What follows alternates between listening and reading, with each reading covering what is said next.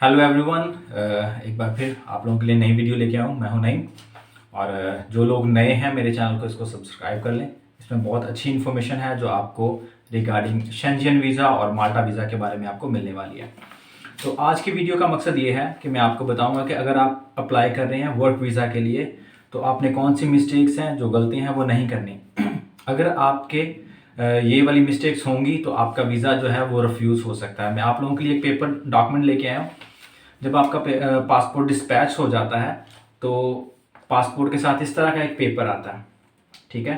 तो इस पेपर में रिफ्यूज़ल की रीजंस लिखी होती हैं, ठीक है। तो वो रीजंस मैं आपको आज पहले से ही बता रहा हूँ कि वो कौन सी रीजंस हैं जिनसे अगर आप वो कौन सी गलतियां हैं जिनकी वजह से आपका जो वीज़ा है वो रिफ्यूज़ होता है। अगर ये मिस्टेक्स आप नहीं करेंगे तो आपका वीज़ा जो है वो रिजेक्ट नहीं होगा।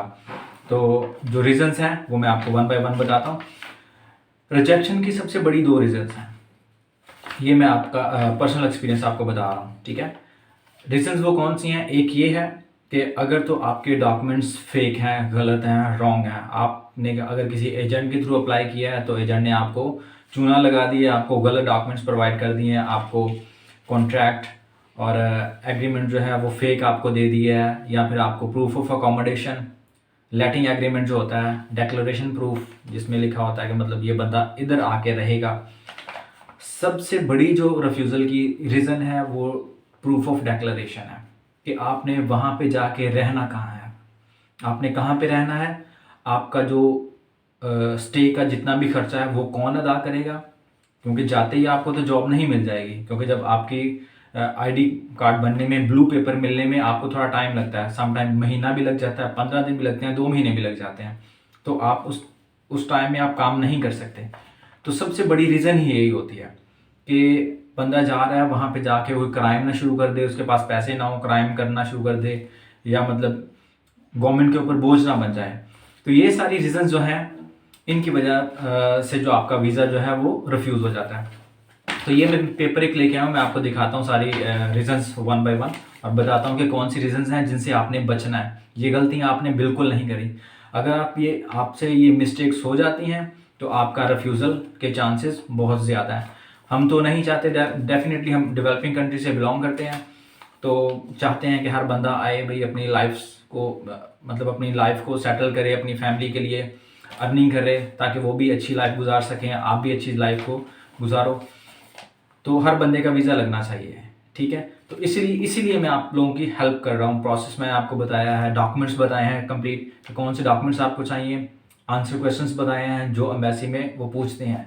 जो मैंने आंसर क्वेश्चन बताए हैं वो क्वेश्चंस हैं जो लाजम उन्हीं में से पूछते ही हैं, ठीक है।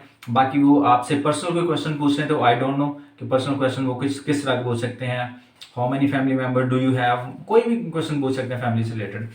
तो पर्सनल क्वेश्चंस का आपको आंसर देना आना चाहिए, और आपको थोड़ी इंग्लिश जो है वो आनी चाहिए इंटरव्यू में। अगर आपको बिल्कुल इंग्लिश नहीं आती तो आपका इंटरव्यू अगर क्लियर नहीं होता तो सीधा सीधा रिफ्यूज़ल है। कुछ रिफ्यूज़ल की रीजंस हैं जो मैं आपको बताने वाला हूँ, अभी दिखाता हूँ। मैंने वीडियो के शुरू में बताया था कि दो मेन रीजंस हैं। एक, अगर आपने जिस बंदे के थ्रू आपने अप्लाई किया उसने आपको डॉक्यूमेंट्स ठीक से प्रोवाइड नहीं किए तो आपका रिफ्यूज़ल हो जाएगा। दूसरा आपका इंटरव्यू है, अगर आपका इंटरव्यू ठीक से नहीं हुआ तो भी रिफ्यूज़ल पक्का है।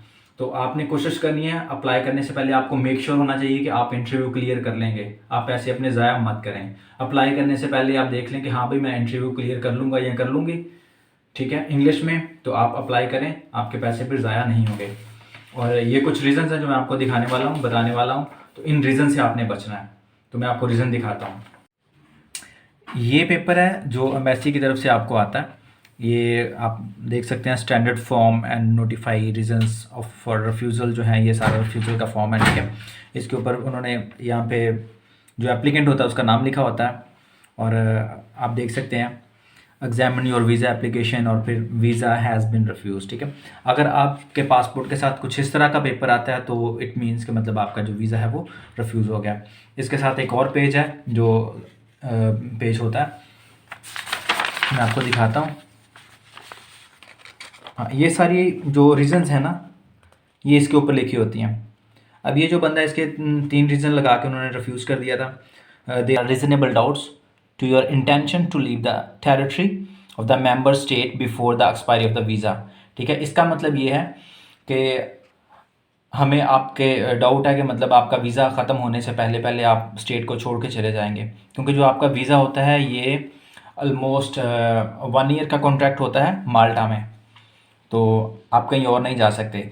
बेसिकली ये तब होता है जब आपका इंटरव्यू होता है, तो आप इंटरव्यू क्लियर नहीं कर पाते, एम्बेसडर ऐसे क्वेश्चन करता है या करती है जिनका आप रीज़नेबल आंसर नहीं कर पाते। समटाइम वो पूछते हैं कि अगर आपका कॉन्ट्रैक्ट कंपनी रीन्यू नहीं करती तो आप क्या करोगे। तो आपका सिंपल आंसर होना चाहिए कि मैम या सर होगा, जो भी होगा, आप उसको कहेंगे कि I will come back to my country.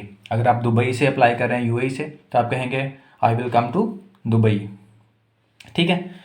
Second इसमें है you have already stayed for 90 days during the current 180 days. अच्छा, ये मोस्टली रीज़न नहीं लगती है। ठीक है। इसके बाद जो है आप देख सकते हैं there are reasonable doubts to the reliability as to the authenticity of the supporting documents submitted or as the veracity of their content। अगर आपने किसी एजेंट के थ्रू अप्लाई किया और उसने आपको डॉक्यूमेंट्स जो हैं वो ठीक से नहीं प्रोवाइड किए, तो भी आपका जो वीज़ा है वो रिजेक्ट हो जाएगा। ठीक है। इसके बाद the information submitted regarding the justification for the purpose of the conditions of intended stay was not reliable. इसका मतलब इसका जो सेकंड वाला आप देख रहे हैं, ये वाली जो रीज़न लगाई है उन्होंने वीज़ा रिजेक्ट करने की, इसमें उन्होंने बताया कि जो आपका मतलूबा आपका स्टे है उसके जो डॉक्यूमेंट्स हैं, जो कंडीशंस हैं, जो शराइत हैं, वो रिलायबल नहीं है। ठीक है। ये उस सूरत में होता है कि जब आपके जो डॉक्यूमेंट्स हैं, proof of accommodation, letting agreement, ये आप ठीक से प्रोवाइड नहीं करते, तो रीज़नेबल डॉक्यूमेंट्स नहीं लगाते, तो आपका रिजेक्शन हो जाती है। ठीक है। जो फर्स्ट वाली रिजेक्शन है इसके बारे में मैं आपको बता देता हूँ। जो फर्स्ट रीज़न लगाई है उन्होंने, justification for the purpose and conditions of the intended stay was not provided. ठीक है। तो इसका मतलब यह है कि मतलूबा क़याम के मकासद और शराइत का जवाब फ्राहम नहीं किया गया। जब आप प्रूफ ऑफ अकोमोडेशन और लेटिंग एग्रीमेंट, डिक्लेरेशन ऑफ प्रूफ, इस तरह के डॉक्यूमेंट्स नहीं लगाते अपने डॉक्यूमेंट्स में, तो भी आपका रिफ्यूज़ल आ जाता है। ठीक है। सो ये वो पेपर है। इसके बाद आपके पास होता है जी, ठीक है, ये साइन करके वो देखते हैं, और इस पेपर में वो फिर आपको सारा कुछ बताते हैं कि आप अपील कैसे कर सकते हैं, अपील का प्रोसीजर क्या है। Moral of the story, moral of the video ये है कि अगर आप अप्लाई कर रहे हैं माल्टा वर्क वीज़ा के लिए, तो आपने ये वाली मिस्टेक्स नहीं करनी। 2 मिस्टेक्स हैं। आप अगर किसी एजेंट के थ्रू अप्लाई कर रहे हैं या किसी दूसरा सोर्स है, आपका कोई जानने वाला है किसी शेंजन कंट्री में, तो बंदा रिलायबल होना चाहिए। ठीक है। रिलायबल सोर्स के तहत आपने अप्लाई करना है, जेन्युइन कंपनी में अप्लाई करना है। ठीक है। और सेकंड, आपकी जो स्किल्स हैं आपने उसी फील्ड को चूज़ करना है, उसी कंपनी में ही, और आपका जो जॉब डिस्क्रिप्शन है वही होना चाहिए जो सेम करंट है, और उसी जॉब के लिए आपने अप्लाई करना है। ठीक है। ताकि इंटरव्यू में जॉब डिस्क्रिप्शन से रिलेटेड भी क्वेश्चंस करते हैं तो आप उनको क्लियर कर सकें। तो जितना काम आप ओरिजिनल करेंगे, जेन्युइन करेंगे, आपके जो परसेंटेज है वीज़ा हासिल करने की उतनी ज़्यादा होगी। उम्मीद करता हूँ ये जो इन्फॉर्मेशन मैंने आप लोगों के साथ शेयर की है ये आपके लिए यूज़फुल होगी। काइंडली एक बार फिर से कह रहा हूँ, मेरे चैनल को सब्सक्राइब कर लें। इस तरह की मज़ीद वीडियोस लेके आता रहूँगा आप लोगों के लिए।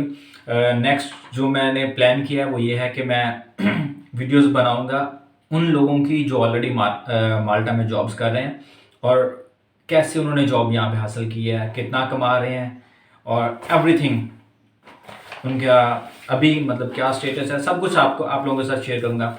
सॉरी फॉर साउंड क्वालिटी, लेकिन नेक्स्ट ऐसा नहीं होगा। साउंड क्वालिटी पे थोड़ा मैं फोकस करूँगा, तवज्जो दूंगा, आपको अच्छा कंटेंट प्रोवाइड करूँगा।